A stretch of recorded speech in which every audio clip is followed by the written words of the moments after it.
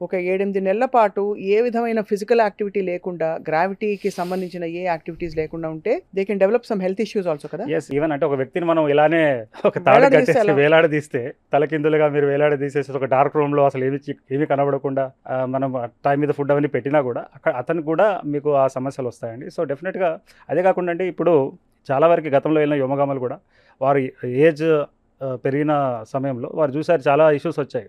కేవలం వెళ్ళొచ్చిన తర్వాతనే వెంటనే కాకుండా ఎన్నో సంవత్సరాల తర్వాత కూడా ఎలాంటి సమస్యలొచ్చిన పరిస్థితి. సమస్యలొచ్చాయి గతంలో? అంటే ఒక పాస్ట్ ఆస్ట్రోనాట్స్‌ని చూస్తే వారి యొక్క చూపు మందగించడం గానీ, లేదంటే డిసోరియంటెడ్‌గా ఉండిపోవడం గానీ. గుర్తుపడతారా ఫ్యామిలీ మెంబర్స్‌ని? అంటే అంత ఆ మాత్రం ఈ బ్రెయిన్ ఫంక్షనింగ్ నార్మల్‌గా ఉంటుంది. ఆఫ్టర్ మెనీ ఇయర్స్ తర్వాత వెటరన్స్ అయినప్పుడు ఆ ప్రాబ్లమ్ వస్తున్నదండి. అది ఒకటి గమనించారు.